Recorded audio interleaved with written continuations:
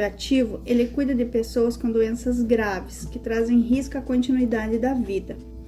Mas isso não significa que é o fim da vida da pessoa, pelo contrário, é a valorização, é valorizar, é dar ênfase ao emocional, à família, à qualidade de vida da pessoa, porque o cuidado paliativo não é sobre morrer, é sobre como a pessoa quer viver até lá, né? A qualidade de vida que ela vai ter, porque muitas vezes essas pessoas, eles não têm com quem conversar sobre a doença, eles estão ali com o emocional bem abalado e eles não têm uma pessoa para dar apoio e tudo.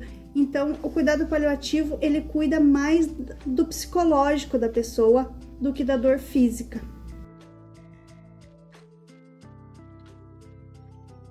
Artigo 48. Prestar assistência de enfermagem, promovendo a qualidade de vida à pessoa e família no processo do nascer, viver, morrer e luto. Parágrafo único. Nos casos de doenças graves incuráveis e terminais, com risco iminente de morte, em consonância com a equipe multiprofissional, oferecer todos os cuidados paliativos disponíveis, para assegurar o conforto físico, psíquico, social e espiritual, respeitada a vontade da pessoa ou de seu representante legal. E o cuidado paliativo vai favorecer o controle desse sofrimento. Então, vai promover mais qualidade de vida e sem dúvida nenhuma, uma melhor qualidade junto com mais tempo, muitas vezes, né? Que as pessoas querem saber quanto tempo, né? Querem viver, todo mundo quer viver para sempre. A gente não vai viver para sempre, né? Por mais que você tenha a expectativa de que a vida dure eternamente, não dura. Mas o tempo que ela durar, ela tem que ser muito boa. Tem que valer a pena, né? E aí, sem sofrimento, fica mais fácil. Oi, eu sou a Soraya.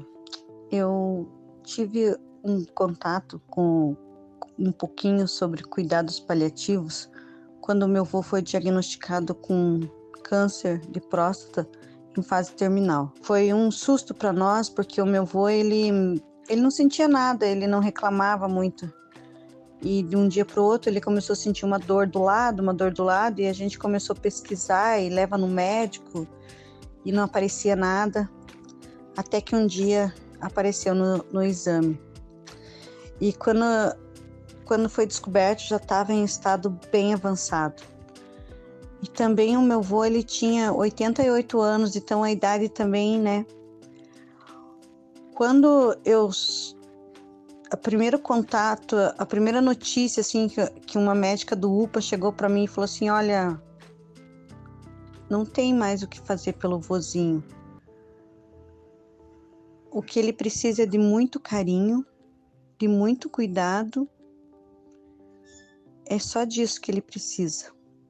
E quando ela terminou de falar isso para mim, eu já sabia o significado disso. Eu sempre trabalhei em hospital, então assim, eu trabalhei na área administrativa, mas a gente fica sabendo, né, o que acontece, ouve muitas histórias. Então, quando ela falou aquilo para mim, eu senti no meu coração que o meu avô não era isso mesmo. Ele estava entrando em cuidados paliativos. E a médica foi muito carinhosa em me falar isso, o jeito que ela falou. E eu trouxe ele para casa e avisei toda a família. Eu falei, a partir de hoje, o que o meu avô precisa é de muito carinho. De muito carinho, de cuidados. A gente tem que fazer de tudo para amenizar a dor dele, o sofrimento dele, porque em relação à doença não tem mais o que fazer. Ele estava tão avançado o câncer que a metástase já estava nos ossos e tinha atingido a coluna dele. Então, assim, ele sentia muita dor, e ele foi perdendo o movimento das pernas. Eu me lembro do primeiro dia que ele chegou visita na casa dele e ele sentadinho no sofá, ele foi levantar e as pernas dele travou, ele não conseguiu levantar. Daquele dia em diante ele ficou acamado e a situação foi só piorando, né? E ele tomava morfina no começo ele tomava morfina a cada 4 horas e nos últimos dias ele chegava a tomar morfina a cada 2 horas. O meu avô era um paciente muito calmo, ele não reclamava, ele não ficava gritando, ele era um paciente muito calmo, assim, tudo que você fazia para ele estava bom. Eu dava banho nele, de leito, eu virava ele em decúbito a cada meia hora, eu oferecia comida para ele, mesmo quando ele não queria, assim, eu com muito carinho, eu oferecia para ele, pelo menos molhar a boca, experimentar, né? O meu avô ficou acamado apenas, acho que deu uns 2 meses só. 2 meses e meio, mais ou menos. Foi muito rápido, assim, que durante toda a doença, assim, que eu comecei a levar ele no médico, foi menos de 1 ano e meio, 2 anos. A gente ia no médico antes de descobrir que o câncer estava muito avançado. Eu chegava a ir no médico com ele 2, 3 vezes por semana. No UPA, eu levava ele a cada 3 dias, e sempre com muita dor, né? E a gente ficava lá, ele era medicado, dava um remédio para dor, a gente vinha para casa. Às vezes de madrugada ele me ligava, porque ele não morava comigo no começo, daí nos últimos 3 meses que ele veio para minha casa. Nos últimos 3 meses, a família toda se mobilizou em dar um conforto para ele.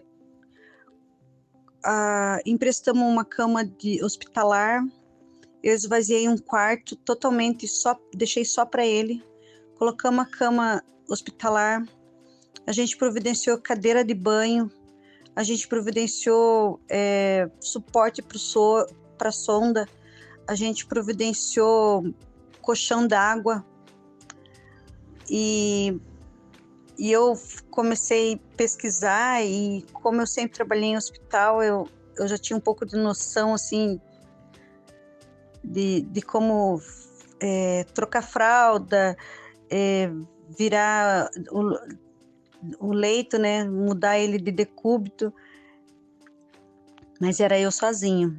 O meu avô tinha 88 anos, era um homem grande, pesado.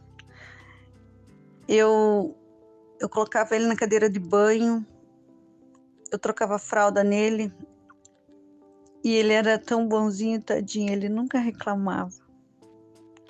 Ele dizia às vezes para mim: filha, deixa, não precisa, que ele ficava com dó de mim. Mas toda a família se mobilizou, a gente procurava, assim, agradar ele.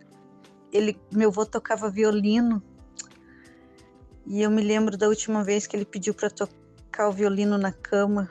Meu avô era uma pessoa de muita fé, e nós somos de muita fé. E eu acho que o cuidado paliativo, ele se resume numa só palavra: amor. É o amor que faz você ter forças. Hoje eu fico pensando, meu Deus, como eu consegui erguer o meu avô, um homem daquele tamanho. Ele não tinha força para nada. Eu colocava ele na cadeira, eu tirava ele da cama, eu dava banho.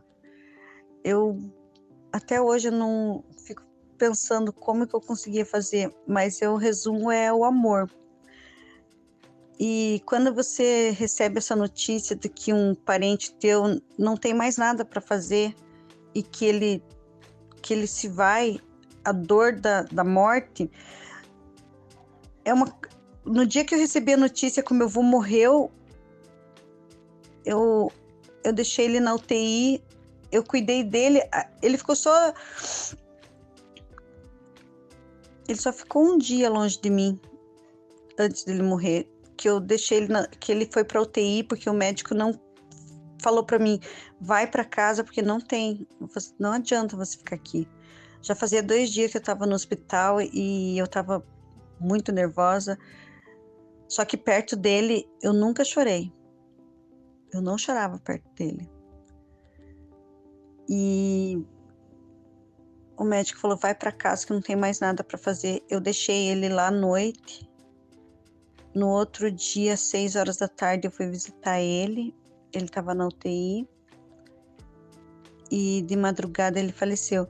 Quando o meu telefone tocou, todos os dias eu ficava naquela apreensão do meu telefone tocar ou qualquer coisa. E quando o telefone tocou, eu sabia tudo que tinha que acontecer, tudo que ia acontecer. Preparado a gente nunca tá. A dor foi muito grande, a perda sempre dói, a gente não quer que eles se vão. E mesmo eu sabendo que ele ia embora e que aqueles dias, aqueles minutos eram os últimos com ele, eu nunca chorei perto dele e eu consegui falar para ele tudo aquilo que eu sentia.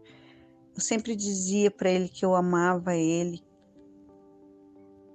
que ele foi uma ótima pessoa. O sofrimento humano só é intolerável quando ninguém cuida.